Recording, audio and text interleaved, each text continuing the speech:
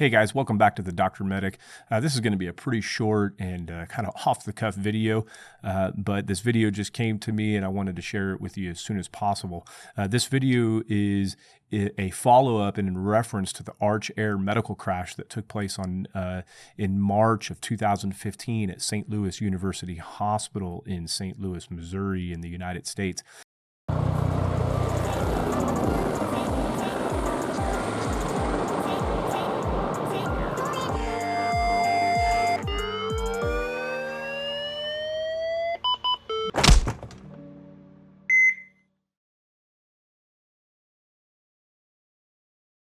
Now, this was an Airmethods operator in an Airmethods aircraft doing business as Arch Air Medical. Super high standard clinical program, wonderful program, lots of cool helicopters with them. But this particular case was one of two cases, this one in the Frisco crash in an AS350 that really led to the change or a lot of the motivation for a lot of the operators across the country, really, and across the world to retrofit their AS350s and H125s and EC130s from their stock fuel tanks to these crash-resistant fuel tanks that not only is it the fuel tank itself, but all of the valves and the tubing and everything that goes with it. This was one of the crashes that led to the change.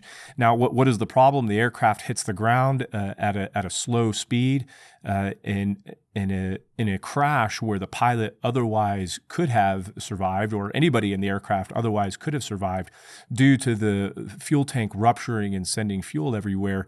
The aircraft just erupts in flames, and any people that are on board are going to die very, very quickly from inhaling superheated gases or inhaling smoke or just from overall thermal injuries. And so just a reminder, you can watch the video. I'll post a link up here.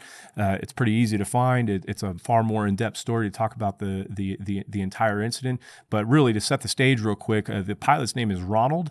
It's 11 o'clock at night. He has just dropped off the flight paramedic and the flight nurse on top of St. Louis University Hospital and then flown about another mile or two away to refuel his aircraft. The conditions were very, very windy. He had already expressed concern about the wind and had kind of a sketchy landing the first time when he dropped off the med crew to drop off the patient just a few minutes ago. And now he's returning fully fueled up and ready to pick up his crew. And so what the NTSB report showed is that he probably suffered from settling with power due to one reason or another. But based on the video here, I definitely say that that's most likely confirmed when you look at the video, because it doesn't look like he's spinning around out of control. The aircraft doesn't look like it's just completely out of control. It looks like it's descending through its own rotor wash and simply doesn't have any power to pull up at all. The conditions were super windy. There's obstructions everywhere. There's only one way in and one way out. And if the wind is not a headwind, then it sets the stage for a pretty dangerous situation. We do know that he most likely had a tailwind, that the winds were really, really strong, and that he most likely was attempting to land at a very steep angle, maybe 20 to 30 degrees. And that his descent rate was probably way too fast, probably trying to compensate for his previous sketchy landing, which was very, very shallow. And so the high descent rate with the very, very steep angle with the tailwind in an EC130 helicopter, which is already known to have some terrible handling characteristics at slow speed and in high winds, set the stage for him to for the aircraft to be in a vortex ring state, which then leads to the aircraft settling with power, where it's just falling through its own downwash and is unable to pull up. So let's go ahead and play the video, and we'll take a look, and you tell me what you think. So again, this is a security camera across the street. I do believe that this is facing south, and that the helicopter is attempting to land up here, up in the top left corner. And you see the spotlight come across that building right there. And it is possible that the helicopter does spin around once, because you'll see the light come back. See right there? It might have been, and there comes the helicopter there. Instantly erupts into flames when it hits the ground. And while the pilot Ronald did have some traumatic injuries, the autopsy report showed that his injuries would not have killed him.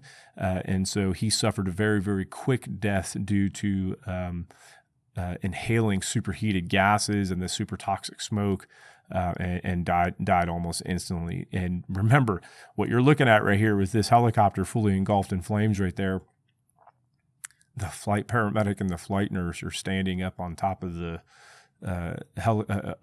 hospital landing pad, looking down at this, just dumbfounded as to what they're seeing. Their crew member and their pilot has just crashed, and they know that he's died right there, which is absolutely terrible and really, really sad. I'll play it one more time.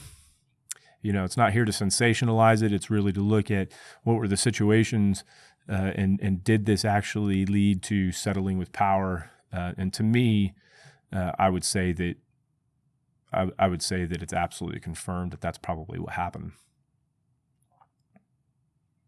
There goes the light across.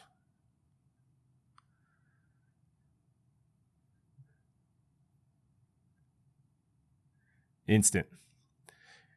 Crash-resistant fuel tank, in my opinion, would have prevented that explosion all day long. Would it have changed whether or not he survived or not? I think so.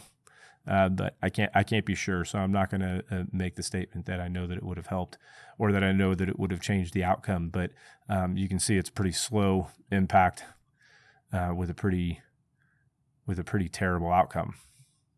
That's all I've got for now. If you guys got any questions, feel free to hit me up and leave a comment below.